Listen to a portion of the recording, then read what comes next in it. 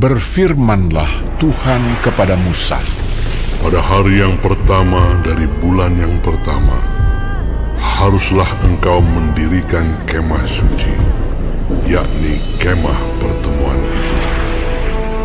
Kau tempatkanlah di dalamnya tabut hukum, dan kau pasanglah tabir sebagai penudung di depan tabut itu. Kau bawalah ke dalamnya meja, dan taruhlah di atasnya perkakas menurut susunannya. Kau bawalah ke dalamnya kandil, dan kau pasang lampu-lampunya di atasnya. Kau taruhlah mezbah emas untuk membakar ukupan di depan tabut hukum. Kau gantungkanlah tirai pintu kemah suci. Kau taruhlah mezbah korban bakaran di depan pintu kemah suci, yakni kemah pertemuan itu. Kau taruhlah bejana pembasuhan di antara kemah pertemuan dan mezbah itu. Lalu kau taruhlah air ke dalamnya. Haruslah kau buat pelataran keliling, dan kau gantungkanlah tirai pintu gerbang pelataran itu. Kemudian kau ambillah minyak urapan, dan kau urapilah kemah suci dengan segala yang ada di dalamnya.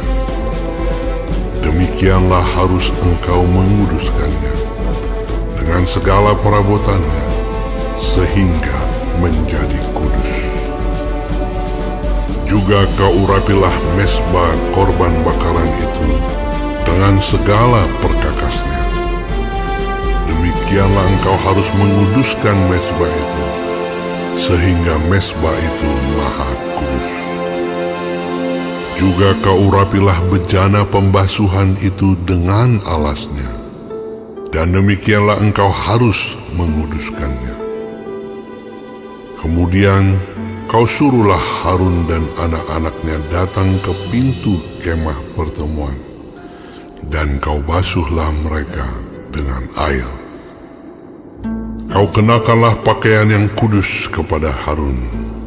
Kau urapi dan kau kuduskanlah dia, supaya ia memegang jabatan imam bagiku.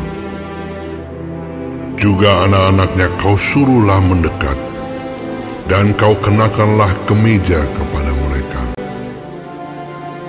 Urapilah mereka, seperti engkau mengurapi ayah mereka, supaya mereka memegang jabatan imam bagiku. Dan ini terjadi, supaya berdasarkan pengurapan itu, mereka memegang jabatan imam untuk selama-lamanya, turun-temurun.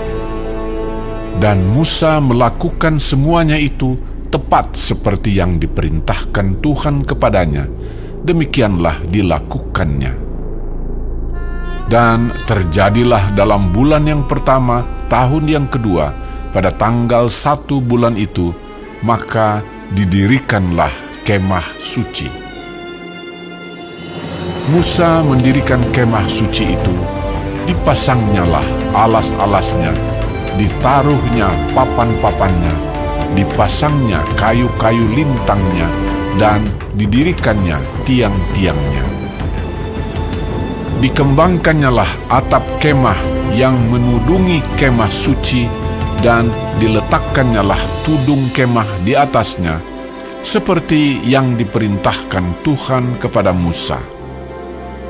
Diambilnyalah loh hukum Allah dan ditaruhnya ke dalam tabut. Dikenakannyalah kayu pengusung pada tabut itu, dan diletakkannya tutup pendamaian di atas tabut itu. Dibawanyalah tabut itu ke dalam kemah suci, digantungkannyalah tabir penudung, dan dipasangnya sebagai penudung di depan tabut hukum Allah, seperti yang diperintahkan Tuhan kepada Musa. Ditaruhnyalah meja di dalam kemah pertemuan pada sisi kemah suci sebelah utara, di depan tabir itu. Diletakkannya di atasnya roti sajian menurut susunannya di hadapan Tuhan seperti yang diperintahkan Tuhan kepada Musa. Ditempatkannya kandil di dalam kemah pertemuan berhadapan dengan meja itu pada sisi kemah suci sebelah selatan. Dipasangnyalah lampu-lampu di atasnya di hadapan Tuhan, seperti yang diperintahkan Tuhan kepada Musa. Ditempatkannya mezbah emas di dalam kemah pertemuan di depan tabir itu. Dibakarnyalah di atasnya ukupan dari wangi-wangian seperti yang diperintahkan Tuhan kepada Musa.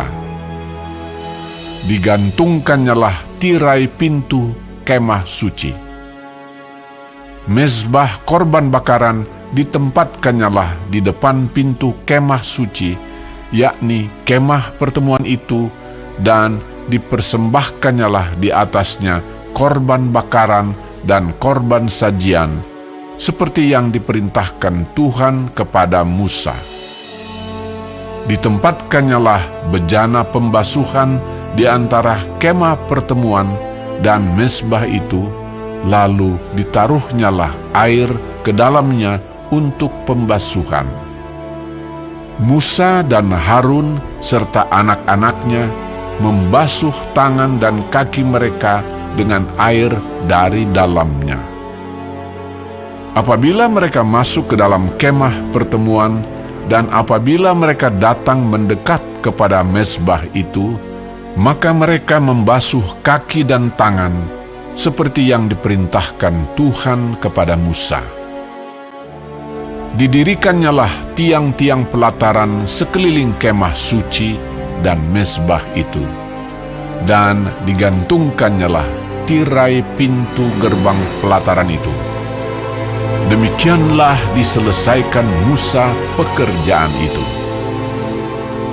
Lalu awan itu menutupi kemah pertemuan, dan kemuliaan Tuhan memenuhi kemah suci, sehingga Musa tidak dapat memasuki kemah pertemuan, sebab awan itu hinggap di atas kemah itu, dan kemuliaan Tuhan memenuhi kemah suci.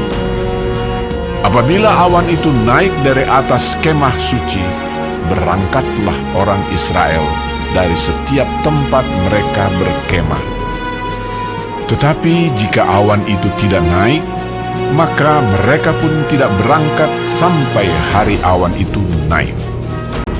Sebab awan Tuhan itu ada di atas kemah suci pada siang hari, dan pada malam hari ada api di dalamnya, di depan mata seluruh umat Israel pada setiap tempat mereka berkemah.